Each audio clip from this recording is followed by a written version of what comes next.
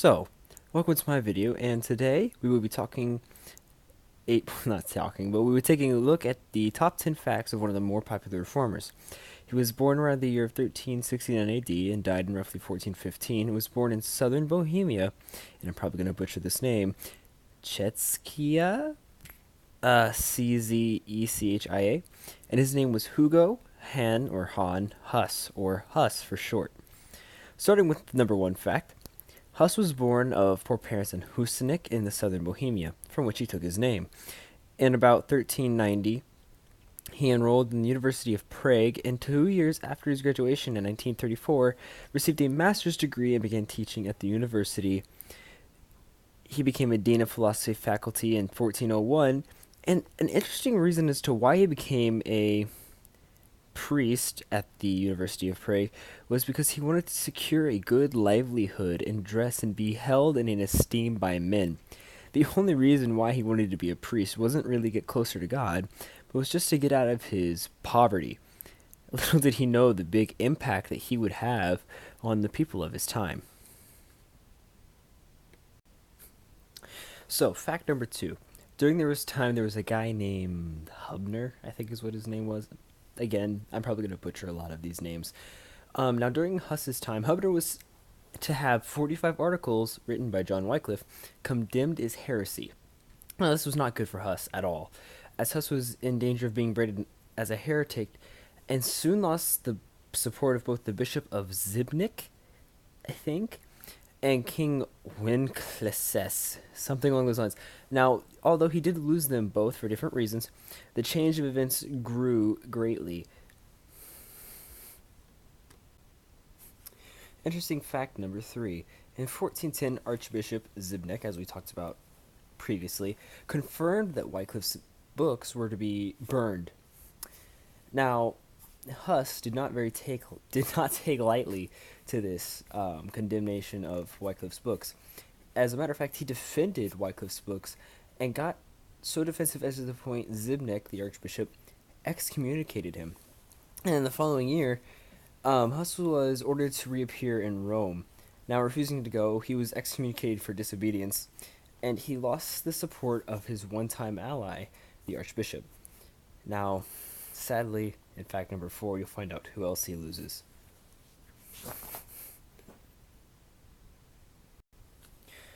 So, interesting fact number four. In 1412, Huss's heresy, which was due to Wycliffe's books, had been dropped. Now, this was because of a new dispute over the sale of indulgences, which had been issued by Alexander's successor, the anti-pope John XX111. I don't know how to read Roman numerals very well, so I apologize. To finance his campaign against Gregory X11. Now, their sale in Bohemia aroused general indulgences that had been approved by the king Wenceslas, which was also one of Huss's supporters, one of his defenders, who as usual shared in the proceeds, which during that time really wasn't that big of an issue or anything like that. But however, Huss publicly denounced these indulgences before the university, and by doing so, lost the supporter of Wenceslas. Now, this was one of his most fatal mistakes, other than losing the archbishop.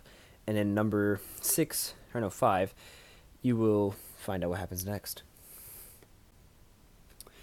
Fun fact number 5. In 1415, Hugo, or Huss as I've been calling him, was taken and held hostage, so to speak. However, when the people of the time caught wind of this, an outrage broke out. Now, this goes to show how much of an influence that he had already embedded into the people of Rome, and how Rome was actually starting to get a little scared of the fact that one man, such as similar to Martin Luther, was able to gain so much support at this time. Moving on to fact 6.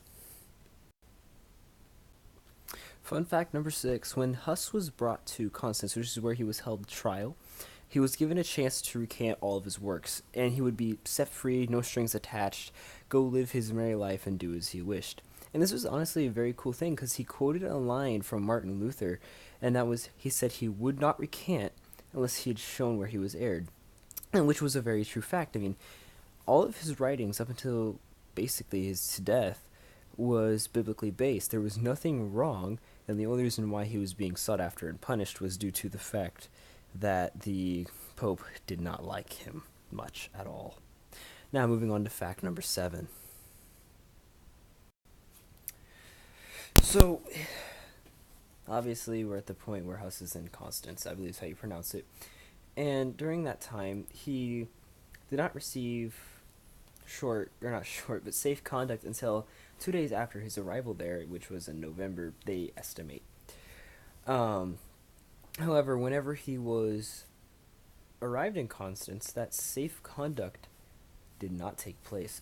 Shortly after he arrived, within the 2 days, he was arrested and placed in very close confinement, or like solitary, as we would call it nowadays, which he was never freed from. He was actually left in a prison cell up until the point of his trial. So, yeah, moving on to fun fact number 8. So, moving on to fun fact number 8. So, Huss's enemies succeeded in having him tried in the Council of Constance as a Wycliffe heretic. Not anything else, but his primary charge was a Wycliffe heretic. And all of the best that they could do for him was give him 3 public hearings, meaning he was heard by not only the council themselves, but also the people there, in which he was allowed to defend himself. And he did succeed in some of these charges against him. He was able to refute them. However, the council urged Huss to recant because, in order to save his life, but the majority of its members labeled him as dangerous heretic, and he was only fit for death. Now, this is a sad, obviously, suit for anybody, because who wants to die? And he was sentenced to death, sadly, in 1415, where he was burned alive at the stake. That's not a good way to go. That's probably one of the worst ways to go, in my opinion. Moving on to fact 9.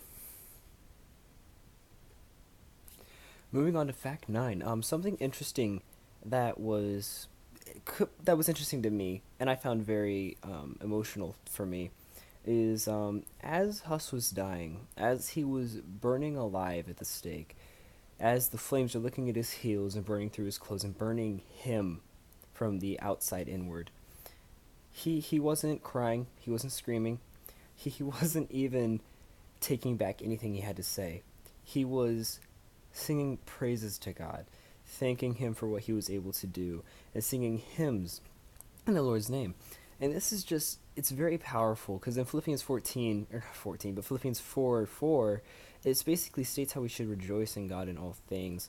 And it's just amazing to see the amount of faith and the amount of love that this man had for God, that he would even endure death celebrating God's name. Moving on to fact number 10. So my last and final fact regarding his death is we now know, after looking obviously back in history, why he went under so much pressure and under so much hatred and so much testing. During his last few days here alive, because he's still on Earth, the government and the church was trying to basically end the Great Schism, or the Western Schism. So they're trying to find someone to use as a scapegoat, or somebody to just push all the blame on and to blame him for everything. And unfortunately, due to his activism and his outgoingness, he was that person. He had to take the blame. And even though he did die, we do know that the Great Schism never really ended. So basically, he died in the government's viewpoint as for nothing, because the schism didn't end. But we know as Christians that he did die for something. He died so that our religion may be spread even more.